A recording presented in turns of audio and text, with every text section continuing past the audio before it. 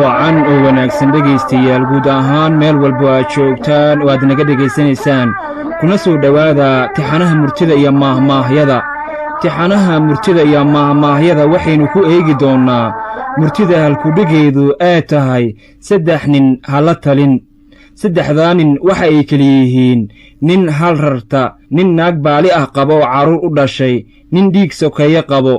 3daa nin midna hala talin taladu waxaa lagu tilmaamaa inay tahay tiirka koowaad ee noloshu ku dhisan tahay talola'aantu waxa ay keentaa qoomamo iyo burbur ku yimaado horumarka nolosha sidaa darteeda talada si aad ayaa loo jecel yahay helitaankeeda sababtoo ah la'aanteeda baraare iyo barwaaqo toona lama helo waxaan u malaynayaa haddii aan is-idhaahdo ka sheekay talada inaan dhibriirayo hase yeeshee intaan u gudbin murtidan ah 3 nin hala talin aynu marka hore soo qaadanno in la eg farcaaraddeeda mahmaahyada ku saabsan talada waxaa la yidhi taladu waa 3 waa mar aad gaari weydo mar aad garan weydo iyo mar ay kula gudboon tahay taladaa la ruugin waa lagu rafaadaa talo adigaa ku noole iyadu kuguma noola talo xumo abaar ka daran talo xumo meel xun bay kaa riddaa talo iskuma kaa sheegto talo keen noqo ama talo raac noqo talo xalaal ah ninkii diiday turanturo ma huro talo waalid oo la diidaa tagoogjo bay leedahay talo waayil haddii la yeeli lahaa lax waraabe ma cuneen talaa reer ku dhismaa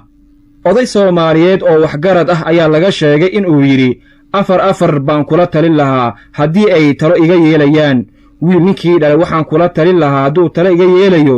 casirkii dhibka uu geysto ceshihii yuusan kula gaarin gabar ninkii dhalay waxaan kula talin lahaa haddii uu talo iga yeelayo haddii ay qaangaadho nin wanaagsan inuu siiyo si aysan ceeb ugu soo jiidin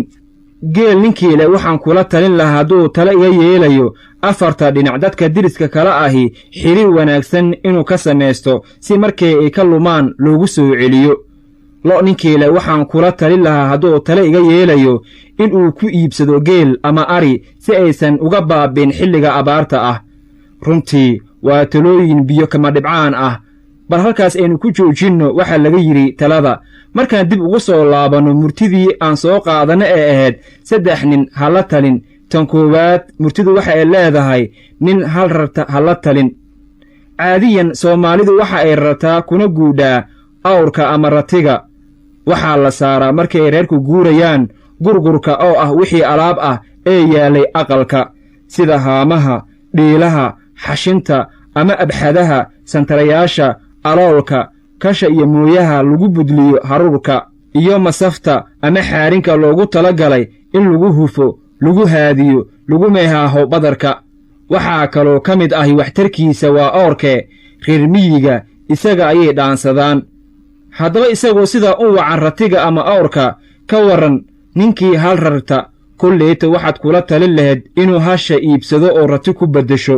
laakiinse waxaa la yidhi ninkaas lalama taliyo waayo haddii uu arko hashii uu iska iibiyo oo nirgo dhashay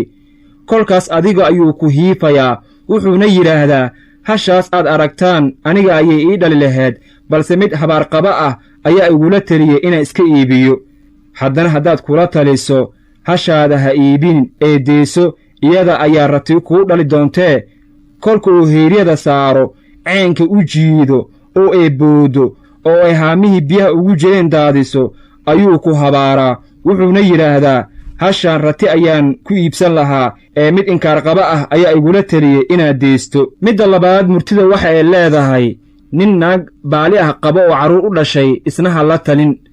naagta baalida ah waa naagta aan nadaafadda ubadkeeda iyo aqalkeeda daryeelin haddii aad kula taliso nin yahow naagtan iska fur intaysan kugu ballaaran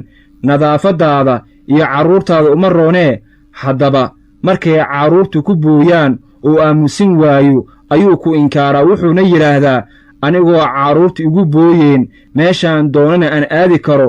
ayaa mid inkaar qaba ah igula taliyey inaan furo ilmahan hooyadood haddii aad kula talisane carruur hooyadood looma dhaamee heeso naagtaada dhib kasta aad ku qabtidee markay cunug dhashaba oo nadaafaddii guriga sii xumaato gurigiina noqdo mid aan lagu hoyan karin laguna harsan karin ayuu ku habaaraa wuxuuna yidhaahdaa naagtan mar hore ayaan iska furi lahaa oo waa tii la yidhi cesho iyo naag xunba waa la dedejiyaa balse mid habaar qaba ah ayaa igula taliyey inaan heesto midda saddexaad ee murtida ugu dambaysa waxay leedahay nin dhiig sokeeye qabo ha la talin ninkaasi haddii aad tidhaahdo war hebelow waa la heshiiyey adigana waa lagu cafiyey ee dadkii dib ugu laabo haddaba markii oo maqlo nin baa la dilay dhulkaa la dhaqdhaqaaqo wuxuuna yidhaahdaa anigoo meel nabad ah joogo ayaa mid inkaar qaba ah igula taliyey inaan halkan imaado haddii aad kula taliso warniya horaa loo yidhi waxaan timilshadii dayn rag baa jiree ninkaa dishay dadkiisii way ku raadsanayaan ee ha soo joogsan meel ay joogaan haddaba markii ay dan ka gasho meeshaasi ayuu yidhaahdaa colaad ma jirtee mid hoog iyo halaag shaag ah ayaa ibajiyey saddexdaa nin midna lalama taliyo ayay soomaalidu tidhaahdaa haddaba taladu waxay ku fiican tahay inuu qofka kaaga abaalceliyo sidoo kalene waa in il gaar ah lagu eegaa arrinta laga talinaayo dhegaystayaal tixanaha murtida iyo maahmaahyadane maanta halkaa ha inoo joogto ta intaa ku kulmi doonno qayb kale